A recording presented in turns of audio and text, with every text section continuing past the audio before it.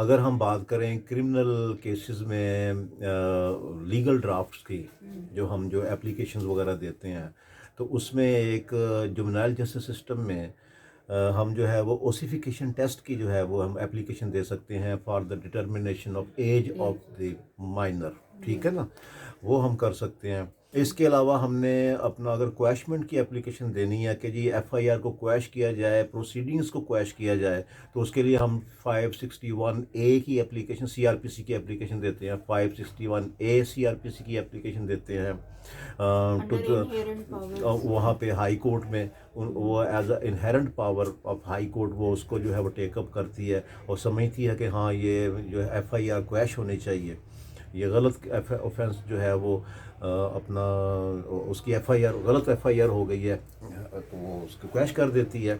बाज़ दफ़ा ये भी होता है कि कोर्स जो केसेस होते हैं, बाज़ दफ़ा आपने देखा होगा जो केसेस होते हैं वो नॉन कॉग्निजेबल केसेस की भी एफआईआर हो जाती है, तो आप उसको जो है वो चैलेंज कर देते हैं कि इस नॉन कॉग्निजेबल ऑफेंस की एफआईआर हो गई है तो ये नहीं हो सकती अकॉर्डिंग टू द लॉ, क्योंकि 154 यही कहता है कि जी कॉग्निजेबल ऑफेंस की एफआईआर होनी है।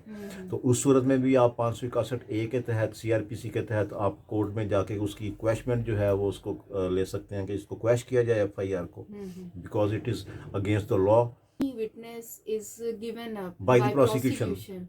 How then he be called next? Yes, हाँ, ये यहाँ पे भी हम एप्लीकेशन दे सकते हैं कि अगर फ़र्ज़ कर लेते हैं प्रोसिक्यूशन ने किसी विटनेस को गिव अप कर दिया है, लेकिन एक्यूज समझता है कि नहीं जी इस विटनेस का आना जो है वो और आके स्टेटमेंट इस रिकॉर्ड होना इस विटनेस का वो ज़रूरी है मेरे लिए, ताकि जो है वो प्रॉपर एक जस्ट डिसीजन हो।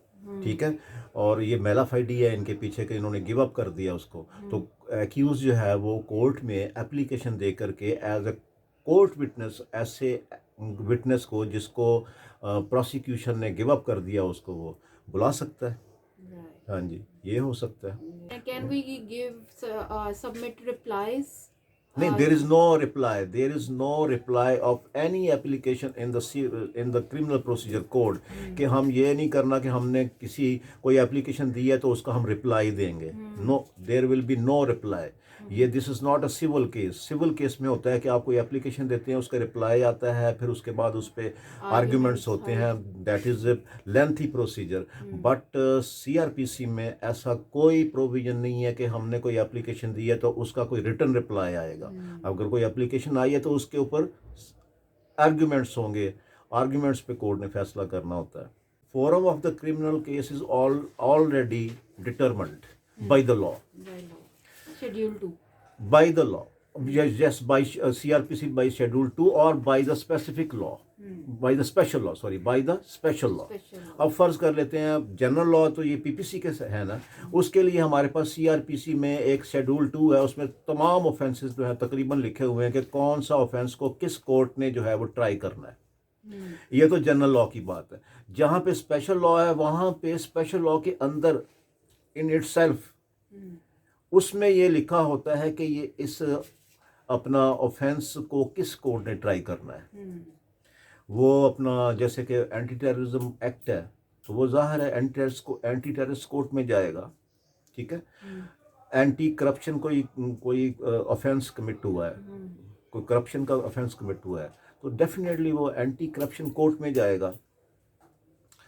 या अगर कोई फ़र्ज़ कर लेते हैं कोई जुवेनाइल ने किसी ने कोई ऑफेंस कमिट किया है, कोई 302 का ऑफेंस है, कोई और है, तो उसके लिए जुवेनाइल जस्टिस सिस्टम के तहत कुछ कोर्ट्स जो हैं वो अपना डेजिग्नेट हो गई हैं, कर दी गई हैं, वो वहाँ पे जाएगा। तो इस तरह का जो है ना वो ऑलरेडी या तो लॉ ने खुद डिसाइड कर दिया हुआ है कि कहाँ पे कौन सा केस ट्राई होना है, या फिर जो हमारा जुडिशल जस्टिस सिस्टम है उसने डिसाइड कर दिया है कि जो है उसके लिए कौन से लॉ अपना एक्यूज़ के लिए कौन सा फोरम कोर्ट का जो है वो अपना बेहतर रहेगा, वो फिर हमारा वो सेशन कोर्ट्स या हाई कोर्ट्स जो डिसाइड करती हैं उन्होंने डिसाइड किया होगा।